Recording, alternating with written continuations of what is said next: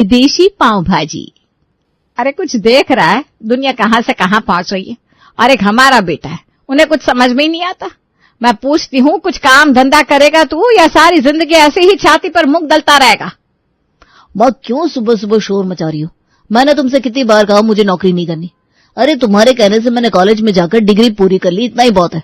अभी ऑफिस में बैठकर बॉस की जी हजूरी करना और कंप्यूटर पर आंखें गड़ाकर काम करना मेरे बस का नहीं है। मुझे कोई इनाम नहीं मिलेगा तुझे कॉलेज की पढ़ाई पूरी करवाकर। अरे रात दिन तेरे पीछे पीछे इसलिए दौड़ रही थी ताकि तू पढ़ लिख जाए तो कल को कोई ढंग की नौकरी मिले तुझे।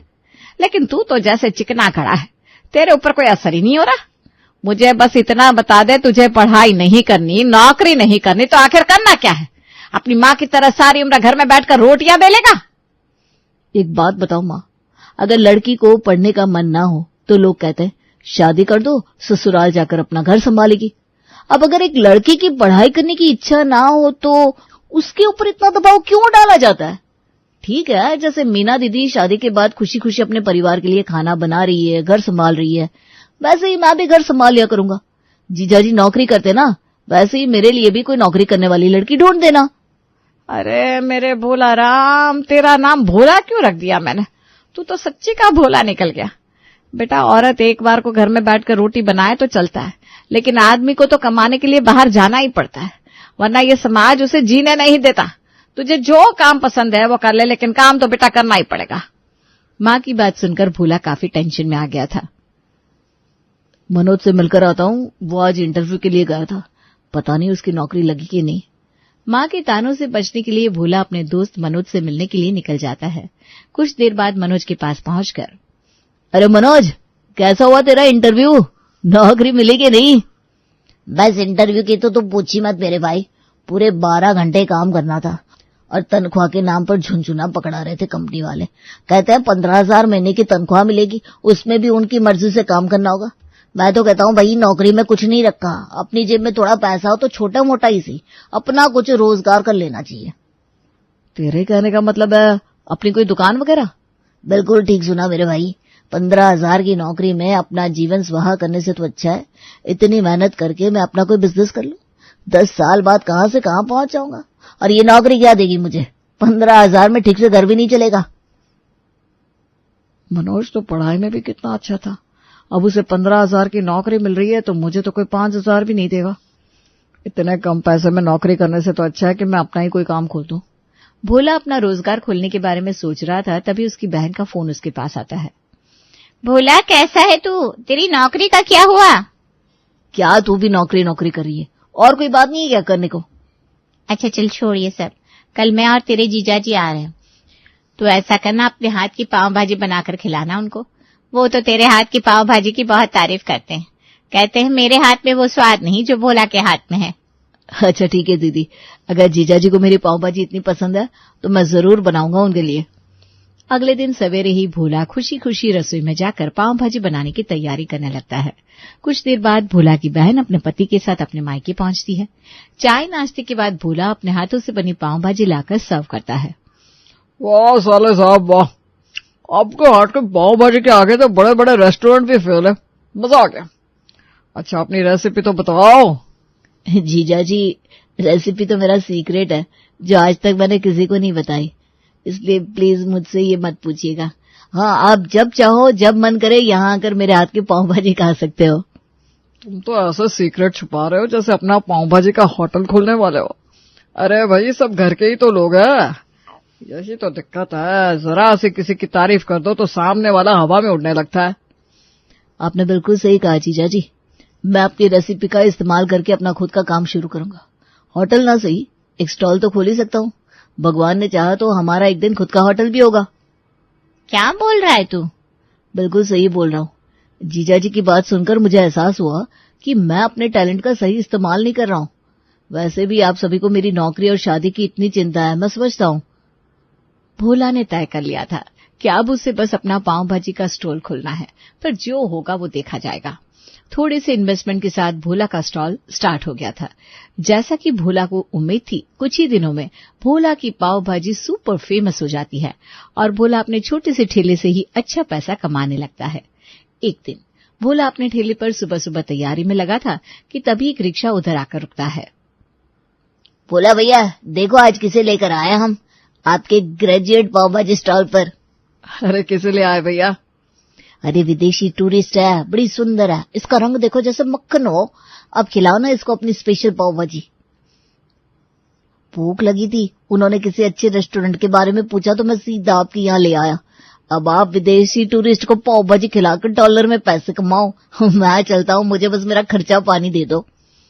रिक्शा वाले की बात सुनकर भोला उसे 50 रुपए देता है और रिक्शा वाला अपना रिक्शा लेकर वहां से निकल जाता है। कैसे लोग रहते हैं हमारे देश में। विदेशी टूरिस्ट के साथ तो और भी ज्यादा सावधानी से पेश आना चाहिए। अपने देश में आए हुए मेहमानों को हम लोग जबरदस्ती हर सामान महंगा बेचकर अपने देश की गरिमा को नुकसान पहुंचाते हैं। मुझे कोई डॉलर नहीं कमाना। पाव भाजी बाकी के लिए 100 रुपए की प्लेट है तो इस टूरिस्ट के लिए भी 100 रुपए की ही एक प्लेट रहेगी। भोला मन ही मन सोचते हुए विदेशी टूरिस्ट मोनिका के सामने पाव भाजी लगा देता है। इतना टेस्टी पाव भाजी मैंने आज तक कभी नहीं खाया। मुझे यकीन नहीं हो रहा। मैंने अभी अभी 6 से 6 लोग पर खाना खाया, लेकिन एक बात मानने वाली है, जो स्वाद तुम्हारा ठेले पर खड़ा होकर खाने में है वो टेस्ट करने पर भी नहीं है। I really like your food. जी भर की तारीफ करने के बाद वो अंग्रेजन वहां से लौट गई थी। अभी एक दिन भी नहीं बीता था कि विदेशी टूरिस्ट मोनिका एक बार फिर से भोला की दुकान पर खड़ी हुई दिखाई देती है। भोला को देखकर वो हाथ हिलाकर उसे हेलो करती है और फिर उसके हाथ की पाव भाजी खाने की इच्छा जताने लगती है। आज भी भोला ने मोनिका को अपने हाथ की बनी हुई स्पेशल पाव भाजी खिला दी थी, लेकिन मोनिका को भोला इतना पसंद आ गया था कि अब वो रोज भोला से मिलने के बहाने ढूंढने लगी थी। भोला, तुमसे एक बात कहूं? अरे मोनिका मैडम कहो ना, क्या बात है? मुझे मैडम मत बोलो। दरअसल तुम्हारी पाव भाजी लाजवाब है, लेकिन तुम अपनी पाव भाजी से भी ज्यादा लाजवाब इंसान हो। मैं यहाँ हर रोज तुम्हारी पाव भाजी खाने नहीं आती, बल्कि तुमसे मिलने बातें करने के लिए आती हूँ। तुम मुझे बहुत अच्छा लगते हो। तुमको मैं कैसा लगती, सच सच बताओ। देखो मोनिका जी, मैं बड़ा सीधा साधा गांव का लड़का हूँ। मुझे ज्यादा चालाकियां करनी तो आती नहीं। वैसे तो मुझ में ऐसी कोई बात नहीं कि कोई लड़की मेरे साथ समय बिताना चाहे, लेकिन फिर भी अगर मेरे परिवार से मिलने के बाद वो लोग हाँ बोलेंगे तभी मैं तुमसे शादी कर पाऊंगा, वरना ये रिश्ता वहीं पर खत्म हो गया, ऐसा समझ लेना। तो ओके, कल मैं तुम्हारे घर आती हूँ। पहले तुम मुझे पेरेंट्स से मिलवा दो, इसके बाद मेरे साथ चलना। मैं भी तुम्हें अपने पेरेंट्स से मिलवाऊंगी। वैसे भी अगले महीने मुझे अपने देश लौटना है, मेरा वीजा खत्म हो रहा है। लेकिन मोनिका जी, अगर आप अपने देश चली जाएंगी तो फिर मेरा क्या होगा? अभी तो थोड़ी देर पहले आप मुझसे शादी के बारे में बात कर रही थी। देखो भोला, तुम यहाँ पर एक छोटा सा स्टॉल चलाती हो। तुम बहुत बहुत टैलेंटेड हो। तुम्हारे हाथों में गजब का स्वाद है। अगर तुम शादी करके मेरे साथ अमेरिका चलने के लिए तैयार हो जाओ, तुम्हारा फ्यूचर बहुत ब्राइट हो जाएगा, उज्जवल हो जाएगा। मोनिका जी, बात तो आपकी ठीक है। हमेशा औरत ही अपना सब कुछ छोड़कर लड़के के यहाँ क्यों जाए? अगर स्थिति ऐसी है कि लड़के को शादी के बाद लड़की के यहाँ रहना भी पड़ जाए तो उसमें कुछ बुराई नहीं है। ओह भोला, यू वेरी स्वीट। कितनी इजीली सारे प्रॉब्लम का सॉल्यूशन दे दिया तुमने। मोनिका अपने होटल की तरफ निकल गई। बड़े मूर्ख होता है ये इंडियन लड़की। विदेश जाने का लालच देकर इनसे कुछ भी करवाया जा सकता है। भोला को ऐसा लग रहा है कि विदेश में जाकर राजाओं की जिंदगी जिएगा। मैंने तो भोला प्रसाद के लिए कुछ और ही सेटअप बनाया है। एक बार इस भोला को मेरे साथ अमेरिका ले जाऊं, उसके बाद दिखाऊंगी कैसे ये पूरा दिन मजे करता है। मॉम, डैड, आप लोगों को बहुत टेंशन था कि मैं क्या काम करने वाली हूँ, तो मैं आप लोगों को बता देती हूँ। बहुत जल्दी मैं अमेरिका में पाव भाजी का स्टॉल खोलूंगी। तुम्हारा दिमाग तो खराब नहीं हो गया? अमेरिका में पाव भाजी कौन खाएगा? ये इंडिया का देशी खाना है। वही तो डैड, कुछ नहीं होगा, तभी तो चलेगा। वो सारा टेंशन आप छोड़ दो। मेरे पास पाव भाजी बनाने वाला ऐसा कारीगर है जो एक बार हमारी दुकान पर पाव भाजी खाएगा, हर रोज हमारे यहाँ आकर पाव भाजी खाने से खुद को रोक नहीं पाएगा। लेकिन बेटा, ऐसा कारीगर तेरे साथ अमेरिका जाने के लिए तैयार हो जाएगा, उसका पासपोर्ट वीजा कहाँ से लाएगी? No tension, Papa. I have done all the settings. एक लड़का है, पढ़ा लिखा है, लेकिन पाव भाजी का स्टॉल लगाता है।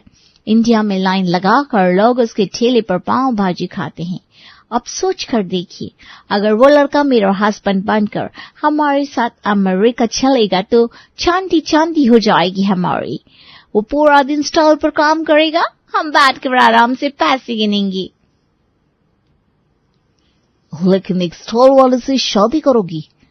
तुम्हारे तो बहुत बड़े बड़े सपने थे। ओह कम ऑन डैड, आप कुछ समझते नहीं। सब कुछ खुलकर बताना पड़ेगा आपको। मुझे कोई प्यार नहीं हुआ उससे। मैं बस उसके साथ प्यार का ड्रामा कर रही हूँ ताकि वो मेरी बातों के जाल में उलझकर हमारे साथ अमेरिका जाने के लिए, सेटल होने के लिए रेडी हो जाए। वहां जाकर उसे हम एक नौकर की तरह रखेंगे जो बिना पगार के हमारे लिए रोज पाव भाजी बनाकर बेचेगा और हम लोग उसके पैसों पर ऐश करेंगे। मैं कोई इस पाव भाजी वाले की वाइफ बनकर नहीं रहूंगी। ये तो सिर्फ दुनिया को दिखाने के लिए रिलेशन होगा। मैं अपनी जिंदगी खुलकर जीने वाली हूँ। मोनिका ने भोला की मासूमियत और भोलेपन का फायदा उठाकर उसे अपने प्यार के जाल में फंसा लिया था और उसे अपने साथ अमेरिका चलने के लिए राजी भी कर लिया था।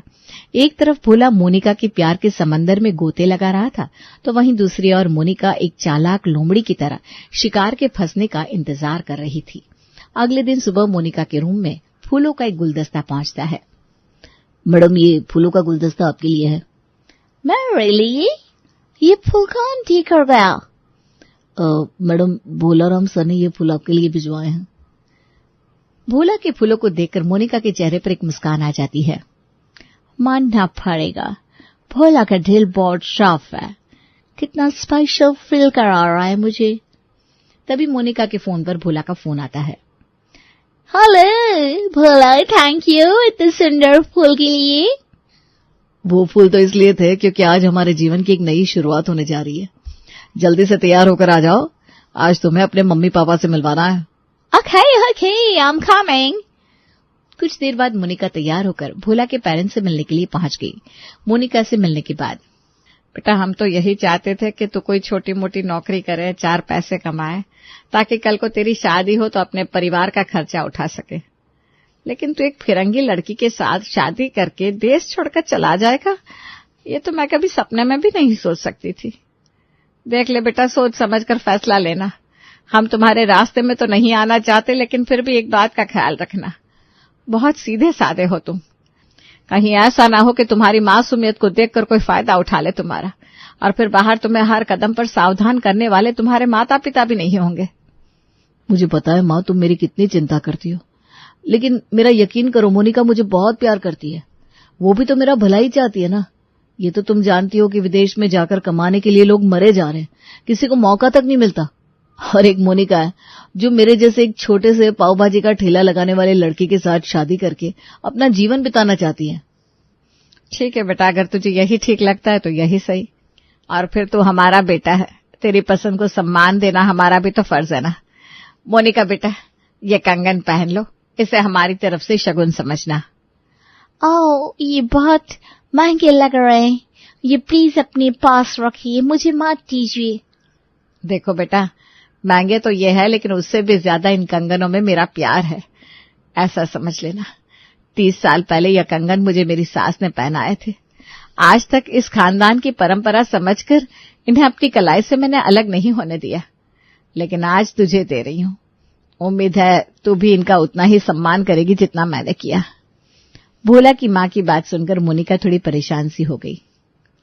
मैं तो सिर्फ अपने प्रॉफिट के लिए भोला को फंसाकर अपने साथ ले जाना चाहती थी, लेकिन ये सब तो बहुत सीरियस होता जा रहा है।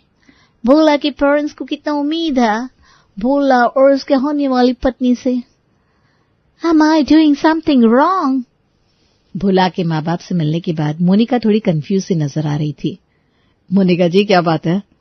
जब से आप मेरे मम्मी पापा से मिली हैं, आप खुश नजर नहीं आ रहे। आपको उनसे मिलकर अच्छा नहीं लगा क्या? No, ऐसी बात नहीं है भोला। तुम्हारे पेरेंट्स बहुत प्यारे हैं। कितना विश्वास कर लिया उन्होंने मुझ पर एक बार मिलकर। अपने खानदान का निशानी तक मुझे सौंप किया। मैं बस ये सोचकर परेशान हूँ, क्या वाकई मैं इस तोहफे के लायक हूँ मैं? अरे ऐसी बातें क्यों करी आप? मैंने आपसे अपने प्यार का इजहार नहीं किया, लेकिन मन ही मन न जाने कब से मैं भी आपको पसंद करता था। आपका रोज रोज मेरे ठेले पर आकर पाव भाजी खाना और जी भरकर मेरी पाव भाजी की तारीफ करना उसके बिना तो मेरा दिन शुरू ही नहीं होता था। मैं तो ये सोच सोचकर एक्साइटेड हो रहा हूं कि कुछ दिनों बाद हम दोनों हमेशा के लिए एक होने वाले हैं। मेरा हर दिन आपका चेहरा देखकर शुरू होगा मोनिका जी। अब आपकी कोई अधूरी इच्छा हो तो आप मुझे बता दीजिए, मैं अपनी पूरी जान लगा दूंगा, लेकिन आपके हर अधूरे सपने को पूरा जरूर करूंगा। दिन गुजरते जा रहे थे। मोनिका और भोला हर रोज मिलते। मोनिका चुपचाप सी रहती और भोला मोनिका को स्पेशल फील कराने का कोई भी मौका हाथ से न जाने देता। कभी उसके लिए फूल लाता, कभी कांच की चूड़ियां, कभी लाल बिंदिया। दूसरी ओर भोला की मां भी मन ही मन मोनिका को अपनी बहू मान चुकी थी।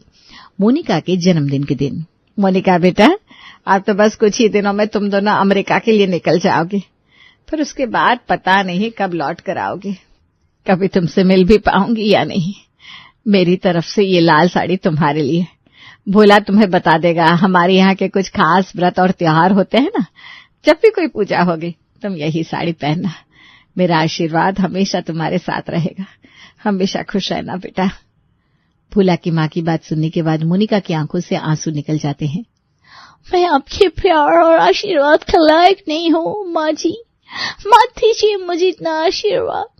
मैं आपका बेटा आपसे छीन कर ले जा रही हूँ और आप मुझे दिन रात आशीष दे रही है। मुझे माफ कर दो भोला। मैं तुम्हारे प्रेम के लायक नहीं हूँ। तुम्हारे जैसा खरा सोना पाने की हाशियत नहीं है मेरी। मैं बस तुम्हारे गुण और कौशल का फायदा उठाना चाहती थी। अमेरिका में विदेशी पाव भाजी का स्टॉल खोलना चाहती थी ताकि मैं बिना मेहनत किए पैसों में खेल सकूं। बस इसीलिए मैंने तुम्हारे इर्द गिर्द प्यार का जाल बुना और तुम्हें अपने साथ विदेश ले जाने के लिए कहा। लेकिन इन 2 महीनों में मुझे सच में तुमसे प्यार हो गया। तुम इतने अच्छे हो भोला। कोई भी लड़की तुमसे प्यार किए बिना नहीं रह सकती। आप झूठ बोल रही हैं मोनिका जी। मैंने आपकी आंखों में अपने लिए प्यार महसूस किया है और आंखें कभी झूठ नहीं बोलती। भोला की बात सुनकर मोनिका की आंखों से आंसू बरसने लगते हैं। मत करो ऐसी बातें भोला, जाने दो मुझे। मैं तुम्हारे प्यार के लायक नहीं हो। नहीं मोनिका जी, गलतियां तो सबसे होती है और मैं आपकी गलतियों को नजरअंदाज करने के लिए भी तैयार हूं। बस आप ये बताइए, क्या आप अभी भी मुझसे प्यार करती हैं? मुझे कोई फर्क नहीं पड़ता कि आप पहले मेरे बारे में क्या सोचती थी। Yes Bhola, I love you so much. मैं तुमसे बहुत प्यार करती हूँ। अगर तुम्हें एतराज न हो तो हमारी शादी उसी मुहूर्त पर होगी जिस पर पहले होने वाली थी। हाँ, बस एक छोटा सा चेंज तुम्हें अपने जीवन में लाना होगा। अब तुम्हारे स्टॉल का नाम भोला पाव भाजी नहीं, विदेशी पाव भाजी होगा और तुम्हारे स्टॉल पर तुम्हारे साथ साथ मैं भी हाथ बचाऊंगी। मैं कुछ समझा नहीं। मेरे भोला प्रसाद, इसका मतलब ये, हम अमेरिका नहीं जा रहे हैं, बल्कि मैं तुम्हारे साथ इंडिया में रुक रही हूँ। तुम्हारा स्टॉल तो पहले से ही सुपरहिट है, मगर इसमें थोड़ा सा विदेशी तड़का लगाने की जरूरत है और वो तड़का अब तुम्हारे जीवन में आ चुका है। मोनिका की बात सुनकर भोला और उसकी मां हंसने लगते हैं। जल्दी ही भोला और मोनिका की शादी हो जाती है और फिर वो दोनों मिलकर उनका विदेशी पाव भाजी कॉर्नर चलाने लगते हैं। कहते हैं ना, प्यार में बड़ी ताकत होती है। भोला के प्यार में बंधकर मोनिका हमेशा के लिए इंडिया की होकर रह जाती है।